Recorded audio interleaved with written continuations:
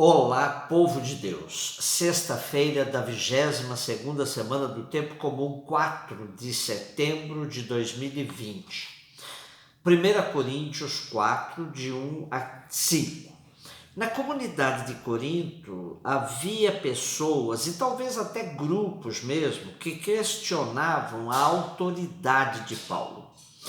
O apóstolo, por sua vez, não deixava de pregar o que julgava útil e necessário para o crescimento da comunidade, independente se suas palavras seriam bem aceitas ou não. A convicção de Paulo sobre a boa nova de Jesus que ele tinha de anunciar era tal que pouco importava se agradava ou desagradava esse ou aquele.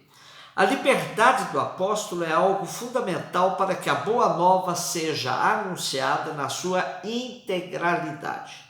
Portanto, para Paulo, o que importa é o julgamento de Deus e não aqueles de origem humana.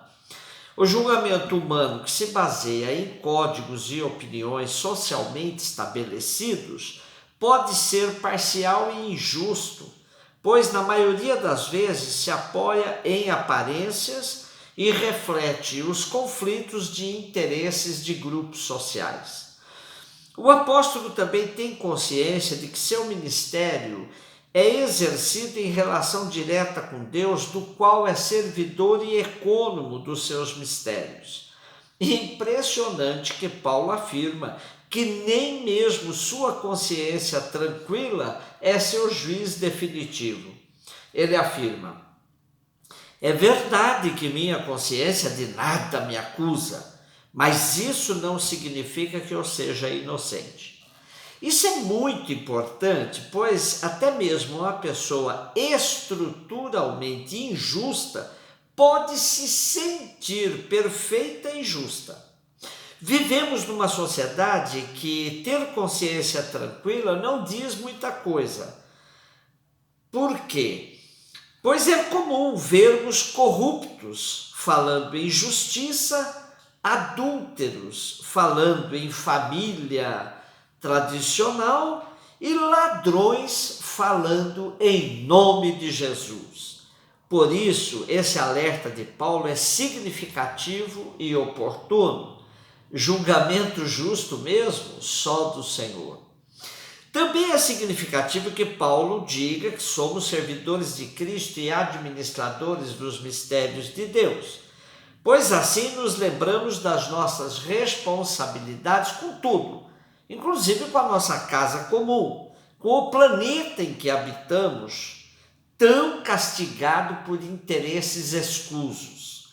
Assistimos constantemente pelos meios de comunicação notícias de que o agronegócio mais uma vez bateu o recorde de produção de grãos.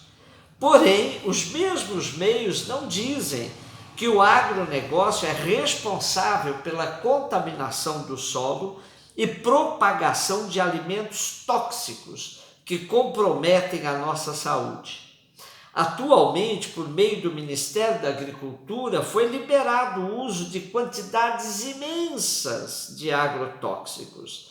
Também, quando se fala de que a produção de grão bateu recorde, não se agrega a notícia que boa parte disso se deve à queimada das florestas, redução das áreas protegidas, dos mananciais, que constituem o pulmão da humanidade. Como ecônomos dos mistérios de Deus, estamos muito mal na fita. Lucas 5, 33, 39. A alegoria da relação do esposo com a esposa é muito comum na tradição do povo de Israel.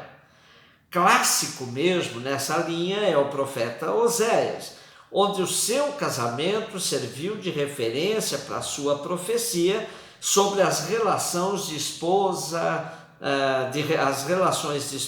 esposa, povo e Deus. Aqui Jesus, sendo questionado pelos fariseus e mestres da lei sobre a falta de jejum dos seus discípulos, uma vez que os discípulos de João o observavam, se serve desta alegoria e diz: Os convidados de um casamento podem fazer jejum enquanto o noivo está com eles? Dias virão em que o noivo será tirado do meio deles. Então, naqueles dias, eles jejuarão. Isso porque casamento, na época, era ocasião para festa, que tinha uma duração, no mínimo, de uma semana. Ter a presença de Jesus é estar na alegria, como numa festa de casamento, coisa que fariseus e mestres da lei não entendiam, pois viviam no controle da vida dos outros. Eram os tais que coavam mosquitos e engoliam camelos. Depois, Jesus se serve de duas parábolas para mostrar a dificuldade de grupos extremamente conservadores entenderem sua proposta radicalmente nova e não apenas uma reforma. Remendo novo em pano velho não dá certo, pois na primeira lavada o novo vai fazer um estrago maior na roupa velha. O mesmo acontece com o vinho, pois o vinho novo em recipientes velhos acabará rompendo o recipiente e ambos se perderão. Bom observar que não se trata apenas de um remendo novo, pois Jesus salienta a atitude de uma pessoa que recorta um pedaço de pano novo para colocar numa roupa velha. Pois fariseus e mestres da lei, mesmo querendo aceitar em parte a novidade trazida por Jesus, mas recusando-a na sua integralidade, terminam por não viver nenhuma coisa e nem outra. A palavra de Deus joga luz na nossa vida, na nossa realidade. Analisando nossos tempos, percebemos que de pouco adianta trocarmos de políticos sem trocar a política, ou sem alterarmos o sistema econômico que controla o país. O capitalismo tem se mostrado muito resiliente e criativo. Embora uma administração possa dar frutos diferentes e mais próximas da ética uma que da outra, enquanto não se altera a estrutura dos sistemas, continuamos a ver as desigualdades crescerem, ricos cada vez mais ricos, às custas de pobres cada vez mais pobres. O que vemos são remendos novos em panos velhos sempre.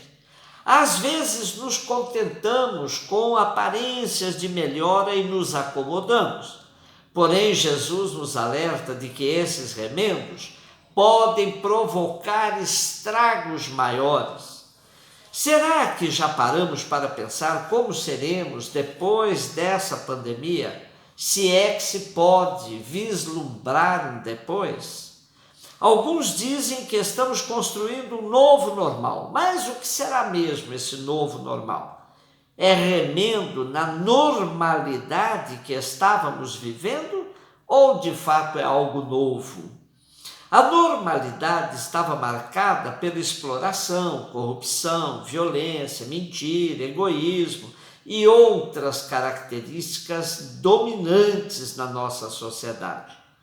Voltar a essa normalidade é aceitar a falência do humano.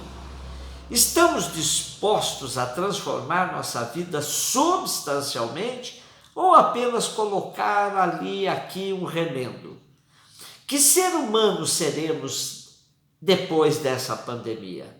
Será que há ainda tempo para sermos verdadeiramente novos? Como bem sintetizou nosso amigo Dom Mauro Morelli, a economia de mercado, com suas bolsas e outros mecanismos, sem compromisso algum com o povo e com a casa comum, é a matriz da morte. Escolhe a vida. Escolher a vida pode nos ajudar a desenvolver uma espiritualidade pé no chão e comprometida com todas as expressões de vida da nossa casa comum. Cuidemos, pois, uns dos outros, cuidemos do planeta, Cuidemos da vida para que a nossa vida seja inteiramente transformada e não apenas um remendo novo na normalidade antiga e velha. Um beijo no seu coração.